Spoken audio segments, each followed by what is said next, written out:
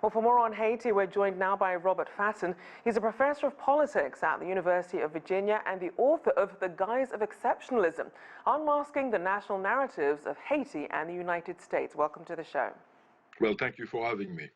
So I first want to start in the country itself. We know that elections were supposed to happen over the weekend, but were postponed. Talk about what's behind the delay and the importance of getting that process underway.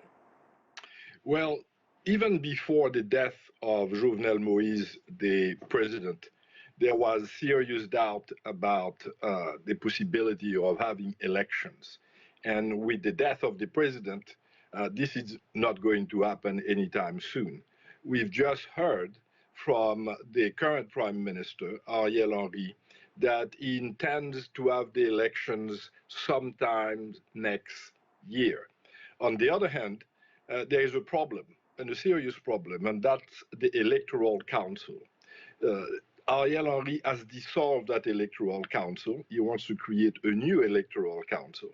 But the Electoral Council itself has said that Ariel Henry's decision is illegal. So we are not quite sure whether the decision of Ariel Henry will stand.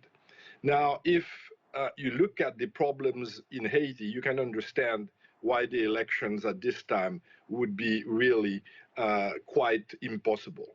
You have a terrible security situation in the major towns, in particular in the capital city, Port-au-Prince, where the gangs have controlled large chunk of the capital city.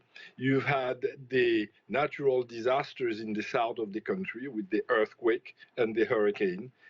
Traffic is quite difficult at this moment. And in addition to that, you have a logistical problem. In other words, the census has not been really reviewed, and it's difficult to know who's going to be able to vote because the process has not even started. So it's unlikely that we are going to have elections anytime soon. Now, the international community had wanted those elections. They thought that elections would be a good thing because they would settle the political situation, which has been very volatile. But given the situation, it's really, I think, unwise to have elections at this moment, because if you have elections, even next year, early next year, it's unlikely that the results will be perceived by the Haitian population and by most political parties as legitimate. And we just have to wait.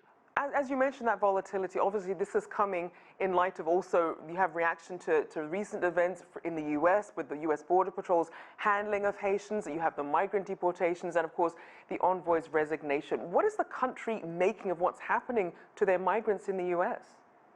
Well, they are quite upset, and they are upset because they think that the policies of the Biden administration are not that different from those of the Trump administration when it comes to immigration, and in particular of Haitian migrants. And they think that there is, to put it bluntly, a very strong undercurrent of racism in those decisions. So there is discontent. But on the other hand, Haitians are also quite unhappy in Haiti, and this is why they exit the country and they take that very dangerous trek.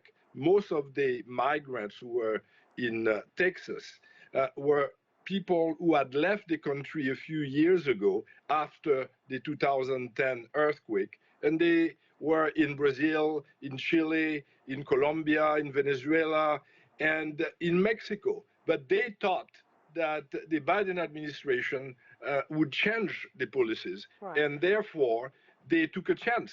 They had heard during the electoral campaign that both the president and the Vice President Kamala Harris had said that we would welcome migrants if they were facing a terrible political situation or were facing natural disasters. So they took that chance, and once they arrived there, they realized that nothing had really fundamentally changed, and they were deported.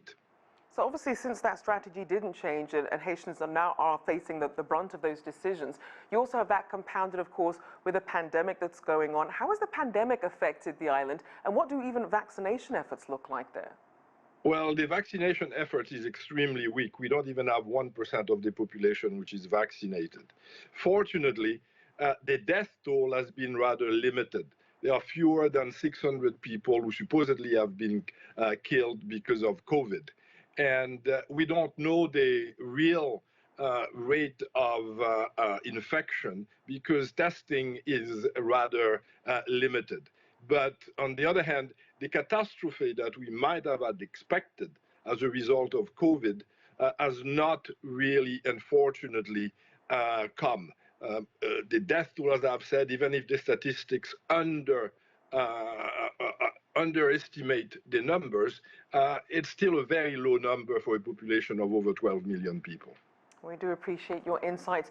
Robert Fatton there, Professor of Politics at the University of Virginia and author of The Guise of Exceptionalism, Unmasking the National Narratives of Haiti and the United States.